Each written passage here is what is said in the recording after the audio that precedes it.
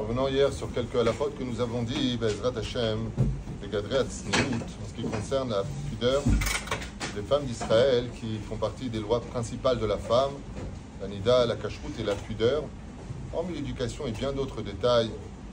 Est-ce que oui ou non les femmes ont l'obligation de porter des collants? Maouadin Banosé Azé. Alors on avait vu que le Pri Megadim et le Mishnah Berurah poskim besiman ayin he, que ce serait permis pour une femme de marcher sans les collants. On a vu qu'en Tunisie, par exemple, au Maroc, en Algérie, les plus grandes satkagnotes qu'on avait là-bas, elles n'avaient pas de collants. Mais la différence, c'est qu'elles portaient des robes longues qui descendaient jusqu'en bas des pieds. Mais la reine n'avait pas le minag de le faire. Et c'est ce qu'il rapporte ici. Mais kevan sheledaatam ashok ou ma shemechune beyamenu yerer. Donc le genou est considéré celui comme la jambe. Et la reine rak oto yesh lechasot. D'où le fait qu'al pi halacha, une femme, quand elle s'assoit, devra avoir les genoux couverts quand elle est assise.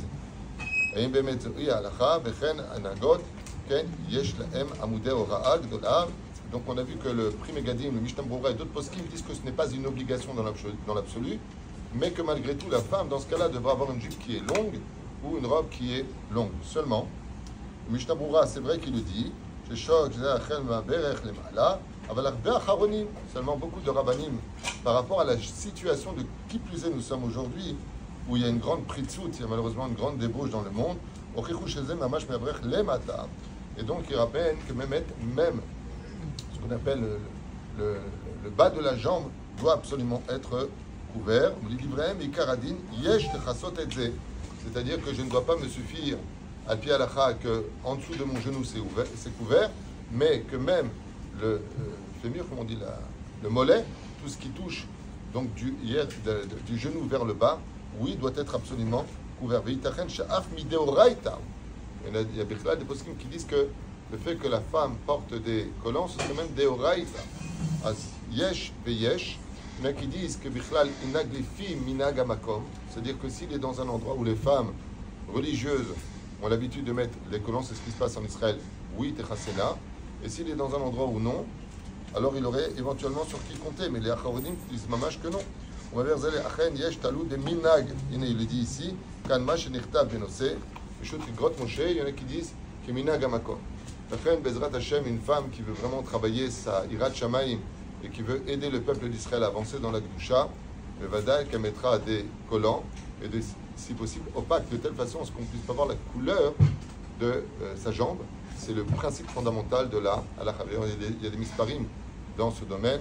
Et heureuse la femme Bezrat Hashem qui agira en conséquence. Et si, pour des raisons de maladie, il y a des personnes qui disent le problème c'est que ça me démange, j'ai je sais pas, toutes sortes de plaques, c'est caché. Alors dans ce cas-là, au moins qu'elles mettent des robes longues ou des jupes longues, et non pas comme malheureusement, je dis ça avec un peu d'humour, ces femmes qui s'assoient, comme une fois j'ai dit à une personne qui tirait sa jupe vers le bas, quand elle était assise. Je dis madame, au lieu de tirer la jupe vers le bas, mettez tout simplement plus long, ce sera plus simple. Elle a rigolé, mais dit vous avez raison. Le Pérouche à la pour lequel c'était une personne de ma famille, sinon je ne me serais pas permis. Donc, non, qu'il n'y ait pas d'ambiguïté.